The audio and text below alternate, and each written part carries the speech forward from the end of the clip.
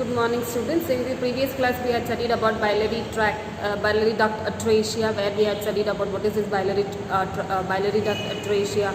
So that is usually seen. So we have seen regarding from definition to management. We have completely seen about this biliary duct atresia.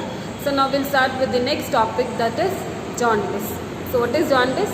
So jaundice, it is a word which is derived from French word jaune, okay, which is usually derived from French word jaune, which means yellow.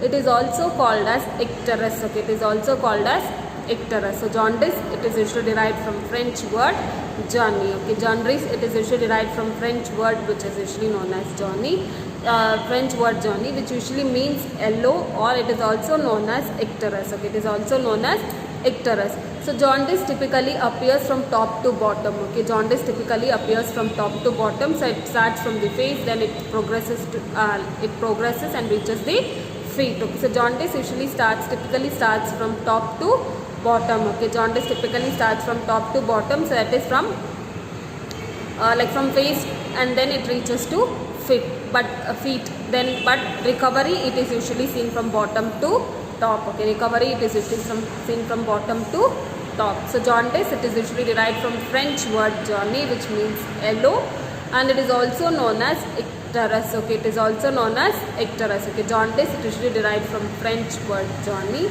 It is Jaune, jaune. So this is also, it is usually known as yellow. It is also known as icterus. So jaundice usually appears from top to bottom, okay. Jaundice usually appears from top to bottom, and then it recovers from bottom to top, okay. It usually recovers from bottom to top.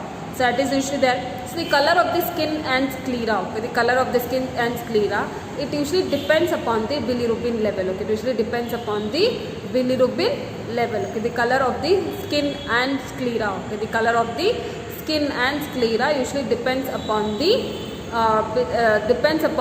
level of bilirubin. Depends upon the level of bilirubin. So that is usually seen.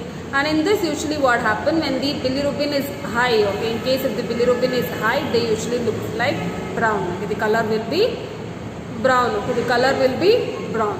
So that is usually about this thing. So that is normally it is usually this bile, or this is usually excreted in the baby stool, okay. This is usually excreted in the baby stool as it is processed in the liver, okay. As it is bile, it is usually processed in the liver and it is excreted in the baby stool, okay. It is excreted in the baby's stool.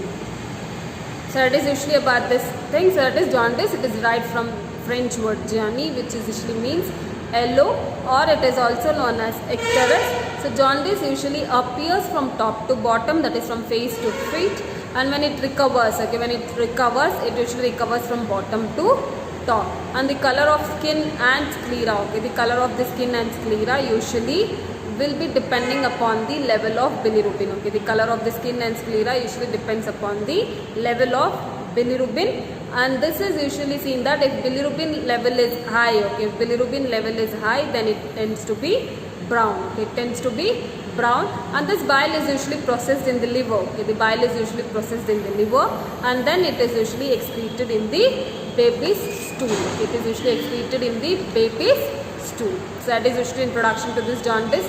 So that is mainly seen in. So what is jaundice then?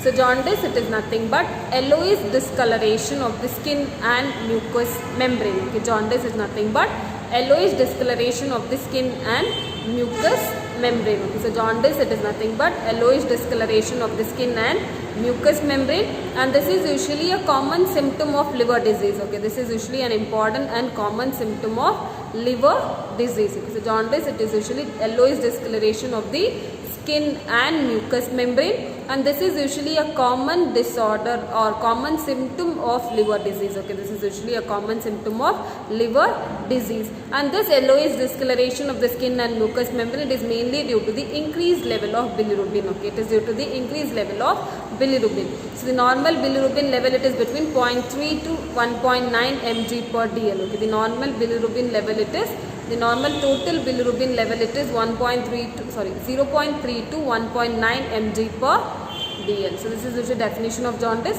So jaundice, it is nothing but yellowish discoloration of the skin and mucous membrane, and this usually occurs due to the increased level of bilirubin, and this is usually, jaundice is usually a common symptom of liver disease. Okay, jaundice, it is usually a common symptom of liver disease, and the normal total bilirubin level, it is between 0.3 to 1.9 mg per dl. Okay, 0.3 to 1.9 mg per dl. So understood. So jaundice, it is derived from French word jaune, which means yellowish, yellow. It is also known as icterus. Jaundice usually starts from top to bottom, and when it recovers from the bottom to top. So this color mainly depends upon the increased level of bilirubin, and if bilirubin level is increased, then it is usually tends to be brown. And jaundice, it is usually yellowish discoloration of the skin and mucous membrane due to increased level of bilirubin. So next we'll see about the types of jaundice. Okay, so next we'll see about the types of jaundice.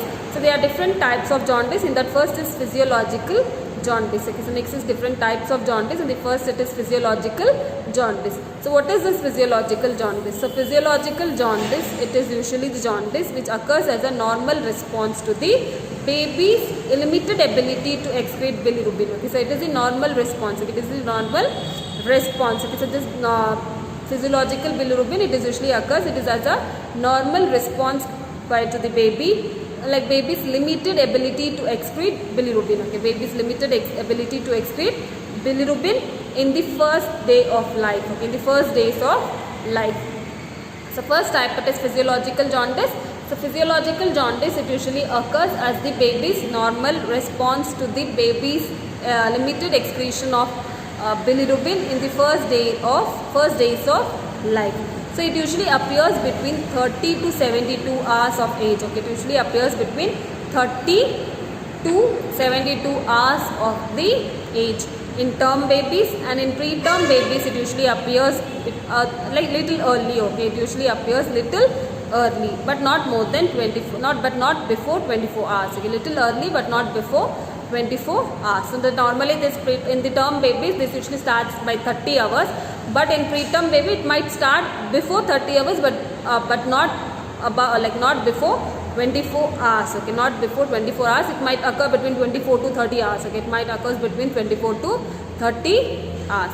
So that is usually seen. So it is the first type, it is physiological jaundice. So physiological jaundice occurs as a normal response to the baby's limited excretion of bilirubin in the first days of life. So this usually appears in the term babies between 30 to 72 hours, and in preterm baby it occurs little early but not more than, like above 24 hours. Okay, not like below 24 hours. Okay, not below 24 hours. So that is usually seen.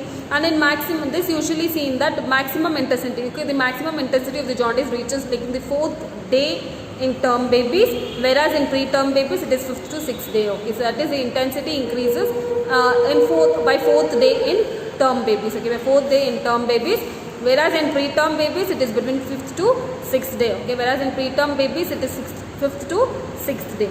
And this usually disappears by 7th to 10th day in term babies, and by 14th day in preterm babies. Okay, so this usually disappears. Okay, this jaundice usually disappears by 7th to 10th day in term babies, whereas by 14th day in preterm babies. So no treatment is required for that. It disappears automatically, but no treatment is required. We have just encourage the mothers to go with breastfeeding the babies. Okay, so no treatment is required. Okay, no treatment is required. Just we have to ask the mothers to breastfeed the babies continuously. Okay, breastfeed the babies continuously. So this is usually about this physiological jaundice. So physiological jaundice, it occurs as a normal response to the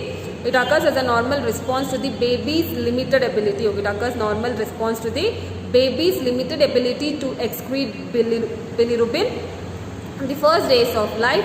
So normally this appears in term babies between 30 to 72 hours, and then in the preterm baby it occurs little early but not less than 24 hours. Okay, not less than 24 hours. So this usually intensity increases. Okay, the intensity increases by 4th day in term babies, whereas in preterm babies it is between 5th to 6th day, and this usually disappears in term babies between 7th to 10th day. Okay, it disappears in the term babies between 7th to 10th day, whereas in preterm babies it disappears by 14th day. So nothing, like no treatment is required. Just we have to ask the mothers to go with breastfeed the baby. Okay, just we have to ask the mothers to go with breastfeed the baby. So that is usually about this physiological jaundice. So next type it is breast milk jaundice. Okay, the next type it is breast milk jaundice. So in case of this breast milk jaundice, about 2% of the babies who are breastfeed babies, okay, it occurs in 2% of the breastfeed babies develop this breast milk jaundice. Okay, develop this breast milk jaundice after first week. Okay, after first week. So that is usually, this is mainly due to low caloric intake. Okay, this occurs mainly due to low caloric intake or due to dehydration. Okay, this breast milk jaundice usually occurs due to low calorie intake or due to dehydration. So this breast milk jaundice, it usually occurs in 2% of the breastfeed babies, usually occurs after first week of life, and this normally occurs due to low caloric intake or dehydration. So that is usually about this breast milk jaundice. So next is